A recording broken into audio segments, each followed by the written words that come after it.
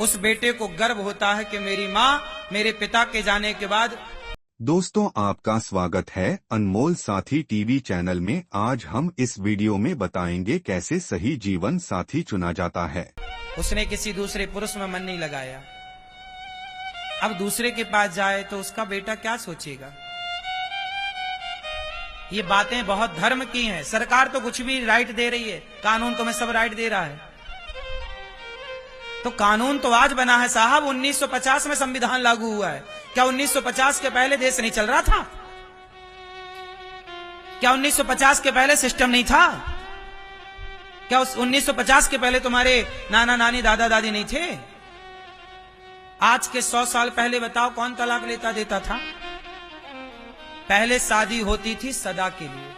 पहले बेटियों को सिखाया जाता था, बेटी जा रही हो, जिस घर में तुम्हारी डोली जा रही उसी घर से अर्थी उठनी चाहिए।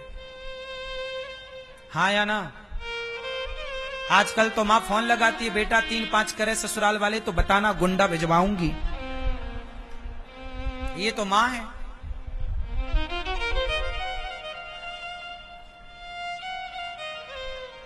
ये कैसी मां है? इसलिए अच्छी बहू चाहती हो तो अच्छी बेटियां बनाओ। सबने अच्छी बेटियां बनानी बंद कर दी तो बाजार में अच्छी बहुएं मिलनी बंद हो गई।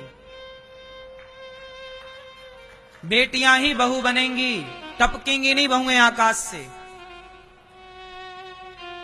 हाँ या ना?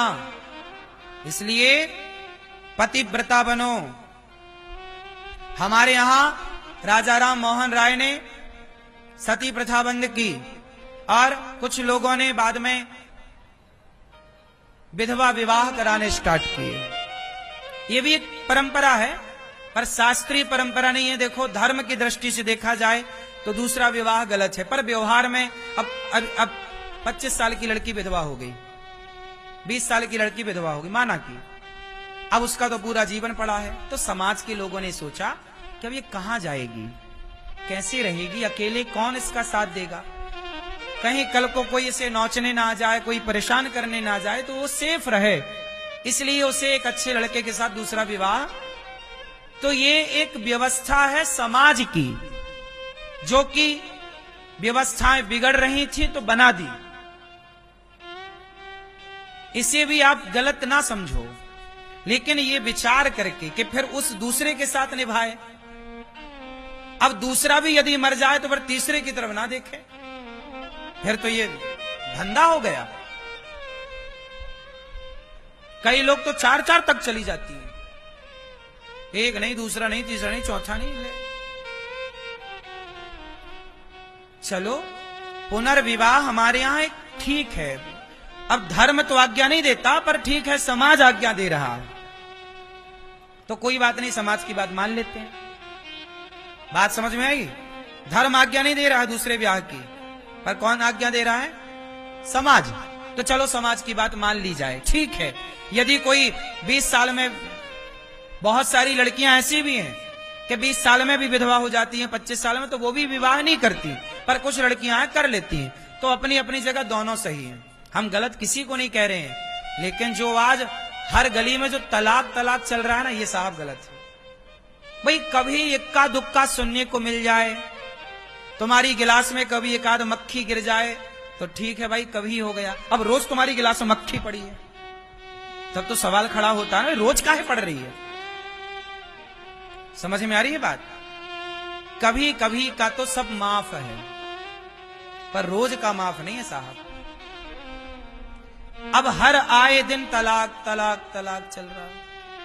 ऐसे चल रहा जैसे ये खेल खेल रहे, तलाक का, चलो खेल खेलते, तलाक खेलते। आजकल ही चल रहा है, तलाक खेलते, चलो मजाक टाइप का हो गया। हाँ या ना? तो ये सही है कि गलत है? बोलो, धीरे बोलो कि जोर से?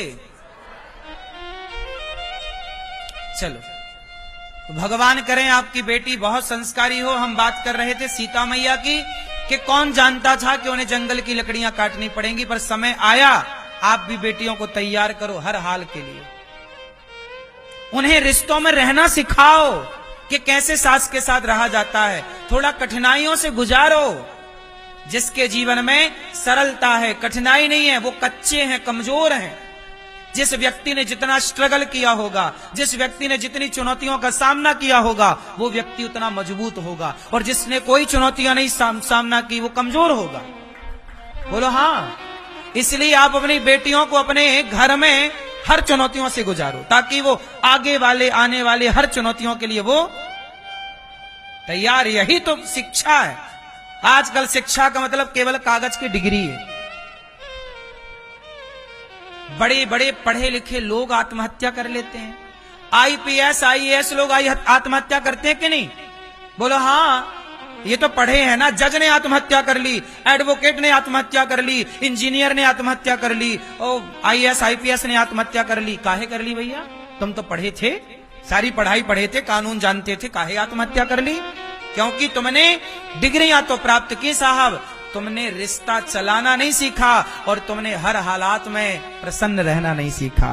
तुम हालात से लड़ना जाने नहीं। समय बिगड़ा, हालात बिगड़े, तुम्हें लगा यार मर जाना चाहिए। लोग आत्महत्या क्यों कर रहे हैं? आत्महत्या की दर भी हमारे देश में बढ़ रही है। क्यों? क्योंकि लोग फेस नहीं कर पा रहे हैं चुनौतियों को, भाग रहे हैं। कौन लड़े, कौन चुनौतियों को सहे, मर जाओ अच्छा है। इसलिए सेल्फा ज्यादा बिकने लग गई हमारे देश में, फंदे ज्यादा बिक रहे हैं। बोलो हाँ कि ना? क्या बोलती तू मैया? सही है? क्या सही है? सल्फास खरीदना सही है? हाँ, क्या सही है फिर? हर हालातों के लिए हम कहते हैं चुनौतियां ज्यादा होनी चाहिए। बोलो हाँ।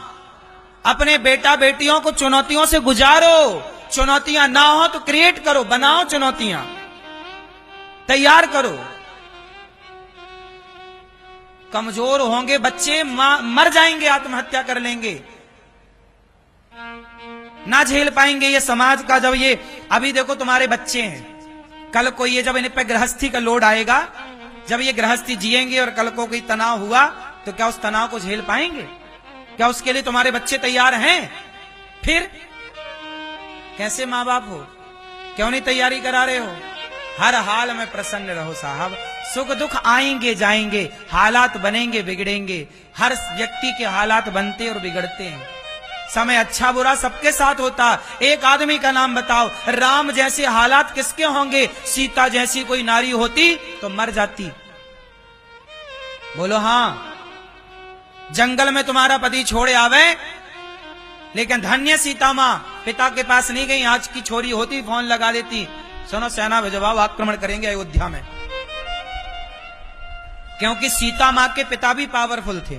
जनक जी हैं, जनक जी बहुत अच्छे हैं, उनकी सेना बहुत पराक्रमी है। चाहती सीता मैया तो पिता से मिलकर आक्रमण करा देती।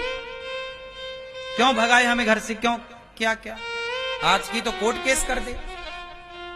लेकिन सीता मां सब्र की प्रतिमूर्ति है। एक नारी का धर्म जानती हैं, वो पतिव्रता है। और राम भी पत्नीव्रता है। ऐसा नहीं कि सीता गई तो राम ने दूसरा ब्याह कर लिया। कर लिया क्या? बोलो। कल मेरे पास प्रश्नोत्तरी में एक बहन आई, आज यहां है कि नहीं, मैं कल की घटना बोल रहा हूं। मेरे पास तो आए दिन रोज केस आते हैं। कल मेरे पास एक बहन आई, वो हिमाचल तरफ की थी कोई बहन। वो बताई कि मैं गाड़ी से गिर गई, मेरा दुपट्टा फंस गया था पीछे के पहिए पे, बेटा गाड़ी चला रहा था, मैं गिर गई और मैं गिरी तो मैं बेहोश हो गई, कोमा में चली गई। कोमा में चली गई 2 महीने के लिए। तो मेरे पति ने मुझे कोमा में छोड़ा, मैं कोमा में पड़ी और मेरे पति ने छोड़ा और दूसरा ब्याह कर लिया। और 2 महीने बाद वो कोमा से ठीक हो गई। कल यहां आई थी मेरे पास, बता रही थी उस समय उनकी उम्र थी 25 साल। 25 साल की पत्नी को छोड़ा, 2 बच्चे थे। पति को क्या चाहिए था? उसके पति को, आदमी तुमसे प्यार नहीं कर रहा, तुम्हारे शरीर से प्यार कर रहा है। उसे लगा अब तो कुछ मिलना नहीं है, तो कोमा में है, अब उसकी शरीर की गर्मी जाए कहां? वो तो हवस मिटाना चाह रहा था। आजकल के लोग शादी करते क्यों हैं? सबके लिए नहीं बोल रहा हूं, पर ये सच्चाई है। आजकल विवाह का मतलब केवल हवस मिटाना है और कुछ नहीं। जानते नहीं लोग विवाह क्यों करते हैं? अरे विवाह मतलब संस्कार, विवाह मतलब संस्कार, रिश्ते बनाए हो तो हर हाल में पत्नी का साथ दो, निभाओ। राम जी की पत्नी वनवास गई, समाज को सीखना चाहिए, पर राम जी ने दूसरा विवाह, राम जी ने यज्ञ किया। गुरु जी ने कहा कि आपको दूसरा विवाह करना पड़ेगा, क्योंकि जो यज्ञ आप करने जा रहे हैं वो पत्नी के बिना नहीं हो सकता। कोई भी पुरुष यज्ञ पत्नी के बिना नहीं कर सकता, पत्नी के बिना यज्ञ पूरा नहीं होता, पता आपको। तो राम को ये यज्ञ करने की इजाजत नहीं दी वशिष्ठ जी ने। तब कहा कि दूसरा विवाह करो। राम जी बोले नहीं, मैं दूसरा विवाह नहीं कर सकता। फिर सोने की सीता बनाई गई। किसकी सीता बनाई गई? सोने की सीता बनाई गई। और राम का सोने की सीता जब बनाई गई, सोने की सीता के साथ फिर यज्ञ पूरा हुआ। मतलब राम जी ने अपनी पत्नी के सिवा पराई नारी को नहीं देखा। उनके पास भी ऑप्शन था विवाह का। आज के मर्द को सीखना चाहिए कि पत्नी का साथ कैसे दिया जाता है, राम जैसे दिया जाता है। दोस्तों, आपको यह कथा कैसा लगा कमेंट करके जरूर बताएं। वीडियो पसंद आया हो तो वीडियो को लाइक करें और चैनल को सब्सक्राइब करके बेल आइकन को प्रेस कर दीजिए, ताकि ऐसे ही ज्ञानवर्धक वीडियो की नोटिफिकेशन आप तक सबसे पहले पहुंच सके।